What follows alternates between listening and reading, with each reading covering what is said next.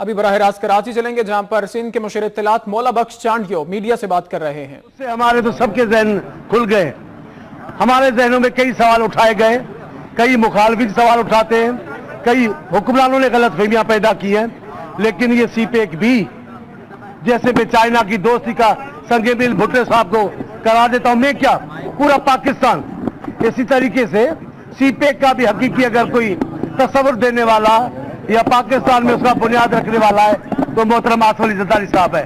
اب لاکھ دنیا اس کو کہے، دیکھیں ان کا پہلا جو دستخط ہوئے جس پیپر پر وہ میاں صاحب کے 1 مہینے کے بعد ہوئے، تو اتنا بے مثال منصوبہ 1 مہینے میں تو نہیں بنا تھا جو انہوں نے دستخط کیے۔ محنت کسی اور کی ہوتی ہے، ایسے کئی پروجیکٹ ہوتے ہیں، سنگ بنیاد پر جائے شروع ہو جائے لیکن افتتاح کوئی اور آ کر کرتا ہے، محنت تو اس کی ہے۔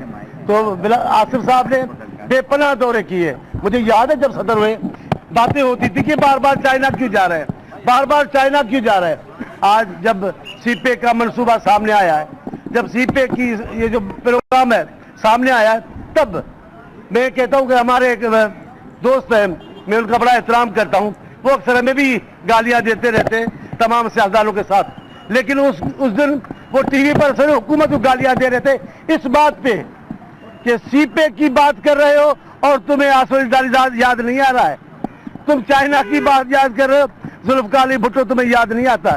تو تمام لوگوں نے آج سے تسلیم کرنا شروع کیا ہے کہ سی پیک کے حوالے سے آصف زرداری صاحب کی بے پناہ خدمات ہے۔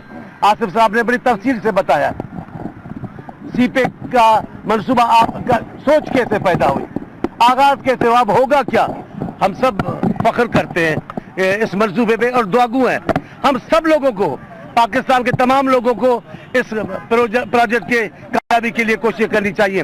تنقید ہوتی تھی کہ سندھ کو کیا ملا ہے، سندھ کیوں کر رہی ہے، بے پناہ منصوبے جو آج ہم نے سنے ہیں، بے پناہ منصوبے جو ہمارے یہاں شروع ہو چکے کام۔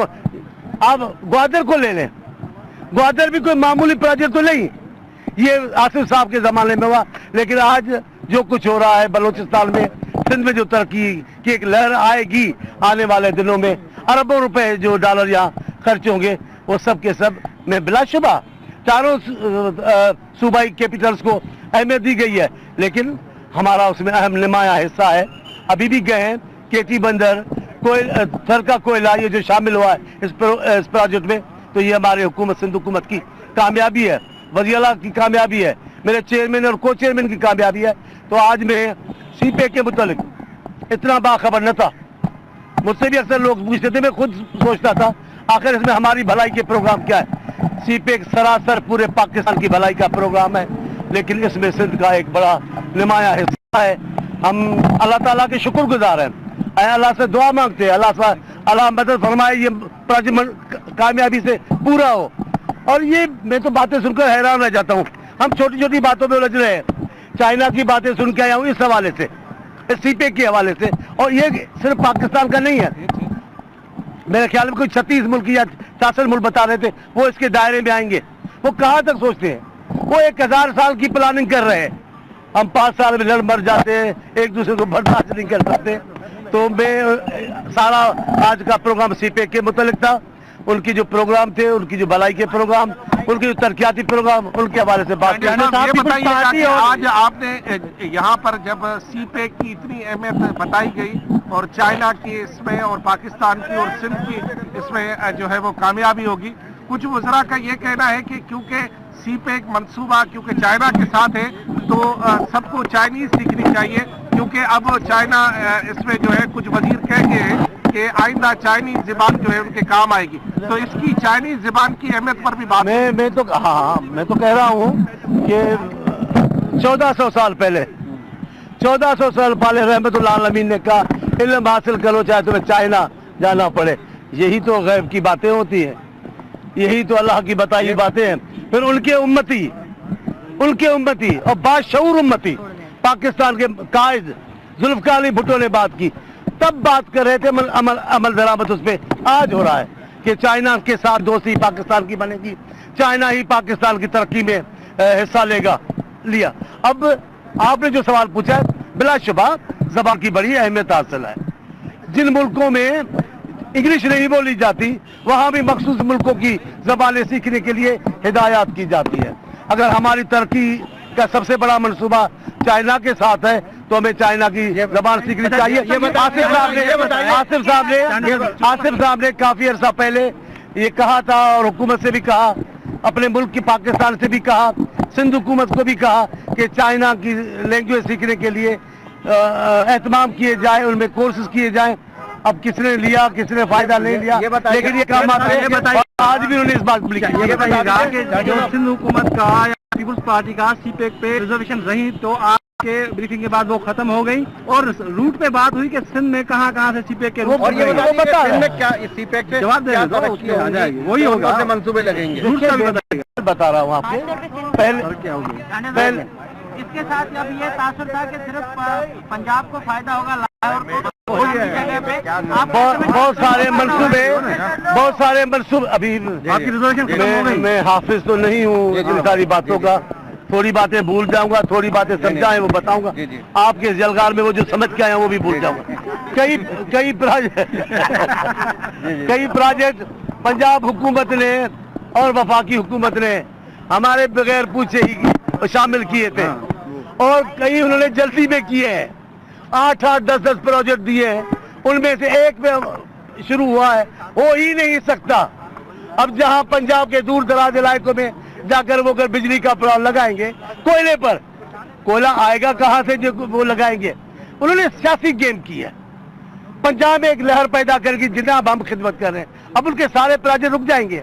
हमें नहीं दिया, लेकिन जब वज़ीर आला गए चाइना अपनी टीम के साथ, 3 बड़े प्रोजेक्ट अब हमारे उसमें शामिल हो गए। केटी बंदर उसमें शामिल हुआ है।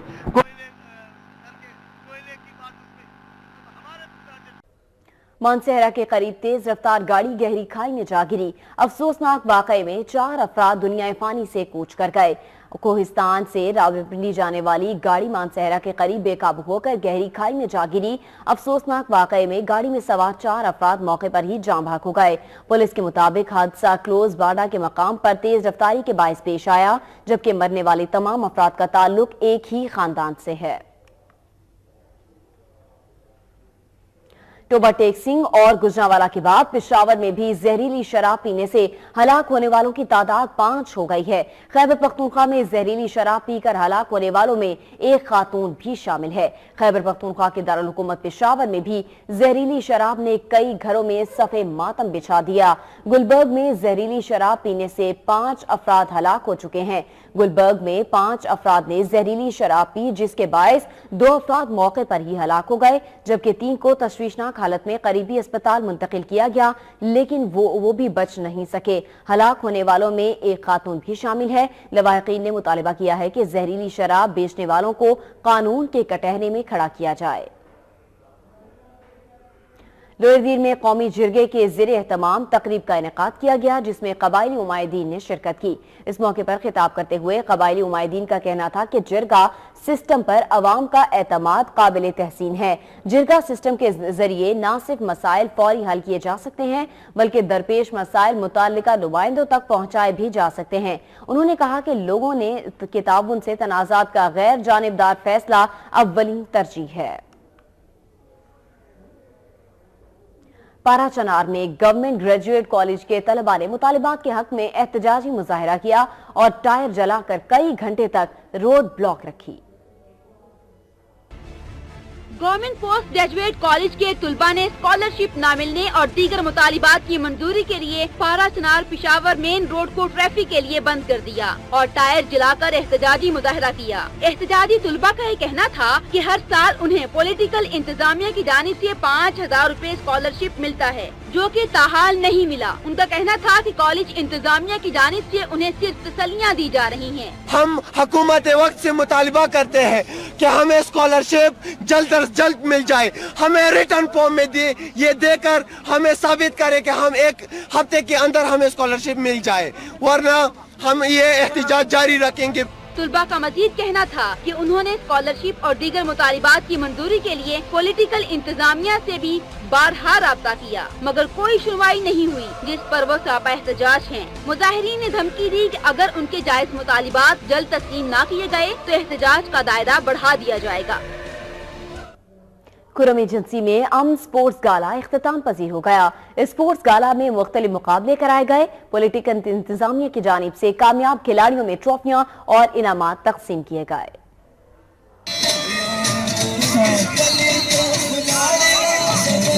अमन स्पोर्ट्स गाला का एहतमाम sports complex Kurram agency Parachinar में किया गया, जिसमें एजेंसी भर के प्राइवेट तालीमी इदारों के खिलाड़ियों ने हिस्सा लिया। स्पोर्ट्स गाला एक हफ्ते जारी रहा। क्रिकेट के मुकाबलों में 8 टीमों ने हिस्सा लिया और फाइनल में government Allama Iqbal public school ने गवर्नमेंट कोहिसार पब्लिक स्कूल को 8 विकेटों से शिकस्त देकर ट्रॉफी अपने नाम कर ली। असिस्टेंट पॉलिटिकल एजेंट ने कामयाब खिलाड़ियों में इनामात और ट्रॉफियां तकसीम की। इस मौके पर खिलाड़ी खासे पुरजोश दिखाई दिए। उनका कहना था कि तालीम के साथ गैर निसाबी सरगर्मियों के इनाकात का सिलसिला जारी रहना चाहिए। ऐसे इवेंट कराए जा रहे हैं जिससे हम हेल्थ एक्टिविटीज भी बढ़ जा रही है और स्टूडेंट्स को एक मौका मिल रहा है जो उसको दिलचस्पी लेने का मौका मिल रहा है। प्राइवेट स्कूल की मैनेजमेंट से वो हमारे लिए बार बार ऐसे टूर्नामेंट रखा करे ताकि हम स्टूडेंट चाहते हैं कि आजकल एजुकेशन के साथ साथ ये भी बहुत ज़रूरी है, तो हम बहुत ज़्यादा शुक्र अदा करते हैं। इस मौके पर असिस्टेंट पॉलिटिकल एजेंट ने कहा कि पॉलिटिकल इंतजामिया खेल कूद जैसी मुस्बत सरगर्मियों की भरपूर हौसला अफजाई करेगी और मुस्तकबिल में भी ऐसे मुकाबले कराए जाएंगे। प्राइवेट स्कूल्स मैनेजमेंट एसोसिएशन के सदर और स्पोर्ट्स गाला के मुंतजिम का कहना था कि इस किस्म के मुकाबलों के इनाकात का मकसद खुरम एजेंसी समेत फाटा में अमन का कयाम है। और अब कुछ मौसम की बात कर लेते हैं। दीरबाला में वक्फे से बारिश और बर्फबारी का सिलसिला जारी है। मुतादिद मकामात पर दाखिली और खारजी रास्ते बंद होने से कई इलाकों का राबिता भी मुनक़ता हो चुका है। दीरबाला में 24 घंटे गुजर जाने के बावजूद बारिश और बर्फबारी का सिलसिला थम न सका। शदीद बर्फबारी की वजह से बालाई इलाकों दीर कोहिस्तान, शाही बन शाही, नेहाग दरा, कारो दरा और रोगात दरा का जाने वाली सड़कें बंद हो गईं, जिसकी वजह से मकामी आबादी का शहरों से राबिता मुनक़ता हो चुका है। मौसम की खराबी के बायस मुतादिद इलाकों में गुज़िश्ता रात से बिजली का निज़ाम भी दरहम बरहम है। उधर इंतजामिया ने टेंट विलेज कायम करके मुसाफिरों को लवारी टनल जाने से रोक दिया है। इंतजामिया का कहना है कि लवारी टॉप पर 4 से 6 फीट तक बर्फ पड़ चुकी है।